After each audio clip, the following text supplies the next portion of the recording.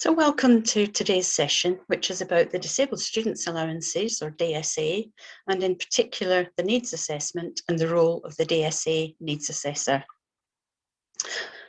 So my name's Leslie Morris. I'm the current chair of NNAC, which is the National Network of Assessment Centres. I've over 30 years experience of working in the disability field, and I've worked in primary, secondary, FE and HE, and roles I've previously carried out have included that of a support assistant and disability advisor. I'm a qualified DSA needs assessor and have been assessing for over 25 years. I've been an assessment centre manager for 21 years, and I've been a member of NADP since its inception in 1999. So NNAC, as I say, is the National Network of Assessment Centres. We are the longest standing, largest network of HEP and private company-based DSA assessment centres in England and Wales. We were established in 2004, but we originated from the National Federation of Access Centres, which was formed in 1986. And we are the major providers of DSA needs assessment for Student Finance England and Student Finance Wales. And we also assess students from other funding bodies, such as the Student Awards Agency for Scotland, Student Finance Northern Ireland, NHS, and Research Council students. And we have over 130 assessment centres and outreach centres in England and Wales. So what are the Disabled Students Allowances? Well, they're government grants to help meet some of the disability-related costs associated with HE study, and they aim to level the playing field for disabled students. They're available for eligible students, including those with specific learning differences, physical and sensory disabilities, long-term medical health or mental health conditions, and autistic spectrum conditions. And any recommendations that are made for the DSA must be disability-related and fully justified.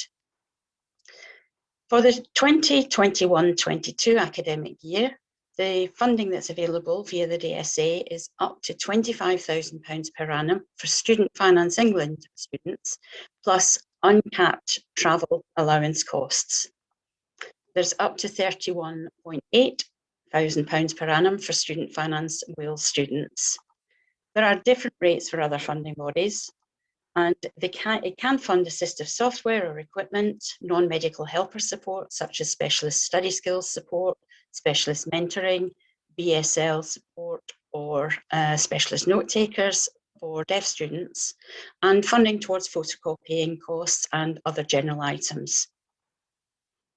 So in terms of the Needs Assessment Centre, Needs Assessment Centre must be fully accessible and equipped with a wide range of assistive equipment and software and ergonomic aids.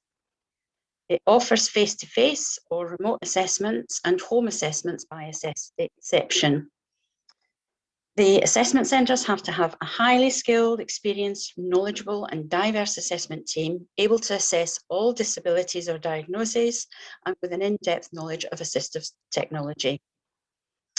In terms of the role of the needs assessor, prior to assessment, the assessor needs to read through the evidence or the pre-assessment information that they have to ensure that they have an in-depth understanding of the nature of the student's disability or condition. They'll carry out research on how the student's course is delivered and assessed and exactly what is involved in the course, for example, field trips, lab work, study abroad, etc. They also identify existing higher education provision and any reasonable adjustments. During assessment, the assessor takes a holistic, student-centred approach to assessment. They're friendly, but have a professional, welcoming approach to reassure and put the student at ease. They'll outline exactly what to expect during the assessment, and they use good questioning and listening skills. They then discuss the nature of the disability or the condition and its general impact, plus the impact on studies. And they'll also explore previous educational experience and support, including assistive software, any formal or informal support, and any adjustments that have previously been put in place. And they then identify needs, barriers, and solutions. They'll demonstrate assistive software, which is appropriate to the student's identified needs for evaluation. They discuss appropriate AT training and other non-medical helper support and how that can benefit the student. They'll cover additional items such as photocopying, travel, or additional disability-related accommodation costs. And then, in conjunction with the student, they arrive jointly at appropriate strategies. They also need to manage expectations. The DSA is not a wish list, so assessors will discuss what cannot be funded via the DSA and advise the student of other sources of support or funding. They'll then summarise the recommendations and allow for additional student questions and clearly explain the next steps in the process. After the assessment, the DSA needs assessor may carry out additional research or make contact with the disability advisor as required. They obtain quotations for assistive software and equipment and also for the NMH support. And they then produce a quality needs assessment report, which is then quality assured and forwarded to the student, the disability advisor, with the student's permission, and the funding body. The funding body will then write to the student or email them to advise what funding has been agreed. And the funding body letter contains contact details for the equipment suppliers, the AT trainer, and any NMH support providers which are recommended. The student themselves then have to contact the providers and supply copies of the DSA letter in order to arrange delivery of the equipment and software and to set up their support. The role of the DSA needs assessor and the assessment centre doesn't stop after the assessment. Assessment centres can provide ongoing support and advice and guidance after assessments, often for several years. The assessment centre can also make recommendations to the funding body if additional or different software or support are required. And if a student develops an additional disability or condition or is identified as having a specific learning differences, they can apply to have a reassessment of their needs and will normally be expected to go back to their original needs assessment centre to have this carried out. There are some points to note. Although student choice is taken into account at assessment, as I previously said, the DSA is not a wish list. So if a student thinks that a piece of software might be useful, if there isn't a disability-related reason for recommending that, then unfortunately we cannot do that. We have DSA guidance and regulations to adhere to, and the equipment specification that we can recommend is set by the Department for Education.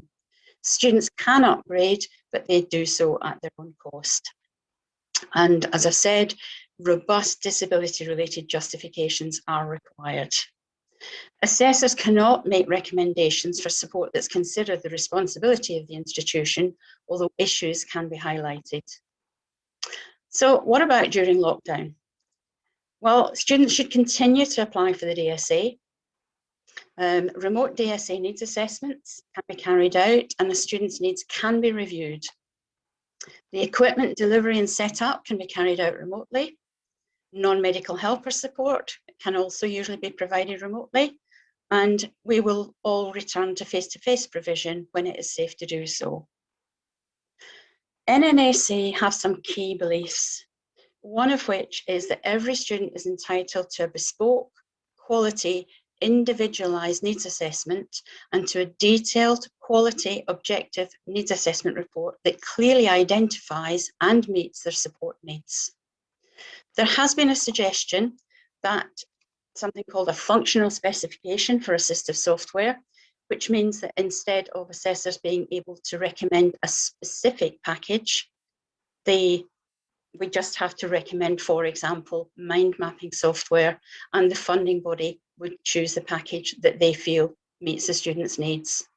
There also has been a suggestion of a standard package so that for example, every dyslexic student would get a standard package that would consist perhaps of a laptop, a printer, a digital recorder, and specific items of software.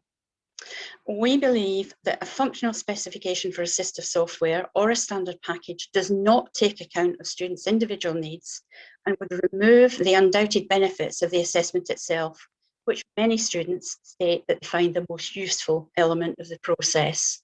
And to indicate that, This is some student feedback that we've had.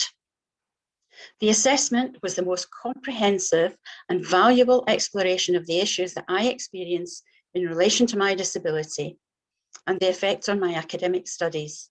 The assessor gave amazingly useful advice and had brilliant knowledge of software products. I received a very good assessment of my needs and exciting suggestions to assist me with my academic work. I've had many assessments through the years, and this has been the best by far. I'm extremely grateful for the professional and emotional support that I have received throughout. I have received an excellent service that could not be bettered. The whole process has been empowering and positive. Brilliant. The equipment and help will make the world of difference to my needs and my stress levels, frustration, and lots more. A lot of people know what dyslexia is, but don't understand what it truly means. I felt I have been understood, helped, and listened to. Thank you. Even though I have read a significant amount on my specific difficulties, the assessor highlighted several approaches, strategies, and potential solutions that I had not been made aware of in the past. The assessment went better than I could ever have expected. The help and understanding I received was brilliant. So happy with the outcome.